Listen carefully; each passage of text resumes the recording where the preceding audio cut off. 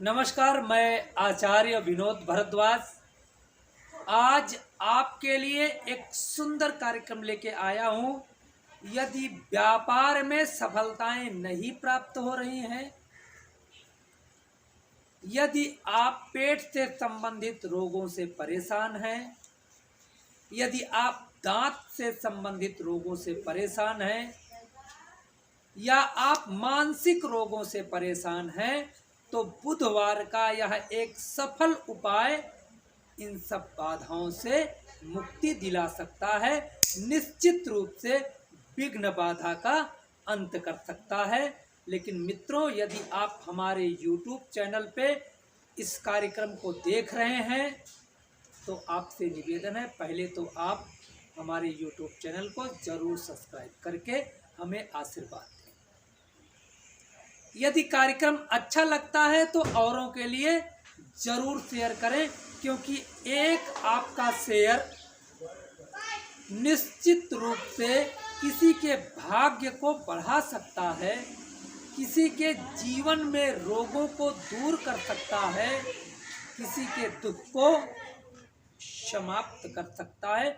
क्योंकि छोटे छोटे उपाय निश्चित रूप से जीवन में चमत्कार की तरह होते हैं। अब कुछ लोग सोचते हैं ना, ये छोटे छोटे उपाय क्या हैं, इनको करने से हमें फल कैसे मिलता है। एक चीज नोट करिएगा, इस प्रकृति में आप जैसे प्रकृति के साथ व्यवहार करते हैं, प्रकृति आपको वैसे ही फल से नवाज देती है, वैसे ही फल आपको जरूर प्राप्त कराती है। यदि कोई छोटा से छोटा भी कार्य यदि आप संपन्न करते हैं, तो एक तो कार्य है जो कि आप जो है कर रहे हैं प्रत्यक्ष में, लेकिन कार्य का अप्रत्यक्ष फल भी होता है। कोई भी छोटा सा कार्य यदि आप संपन्न करते हैं तो उसका अप्रत्यक्ष फल जो कि आप देखते नहीं हैं, 1000 गुना आपकी ओर आता है। आपकी मन, आपकी बुद्धि, आपका ज्ञान, आपका विवेक उसी तरह से काम करना शुरू कर देता है। तो अब आते हैं आज के इस सुंदर उपाय पे कि आपके जीवन में यदि दुख है, यदि आप व्यापारी हैं वहाँ से दुखी हैं, यदि पेट से संबंधित रोगों से दुखी हैं, यदि मंद बुद्धि आपके घर में कोई है उससे आप दुखी हैं, यदि आप दांतों के रोगों से पीड़ित हैं, तो आज का यह उपाय जरूर पूरा देखिएगा। देखिए, बुध नवग्रहों में निश्चित रूप से ज्ञान का प्रतीक माना गया है और ऐसा कहा जाता है कि सद्बुद्धिश्च बुधौ, बुध यदि कुंडली में अच्छा हो तो व्यक्ति के जीवन में सद्बुद्धि देता है। बुध खराब होता है तो जो बीमारियों के बारे में हमने आपको इस कार्यक्रम के माध्यम से जानकारी दी, उन स्थानों पे बुध का प्रभाव निश्चित रूप से नकारात्मक पड़ता है और वहाँ दिक्कतें होनी प्रारंभ हो जाती है। भगवान न करे आपके साथ ऐसी दिक्कतें हैं तो आप इस उपाय को जरूर करिएगा। बुधवार के दिन स्नान आप प्रातः काल संपन्न करिएगा। आप पीले या जो है हरे रंग का कोई भी वस्त्र धारण करिएगा और आप पहले से दूर्बा 21 दूर्बा, अब आप सोच रहे होंगे दूर्बा क्या है, तो दूब घास जो होती है ना, उसे 11, 21 की संख्या में ले लें।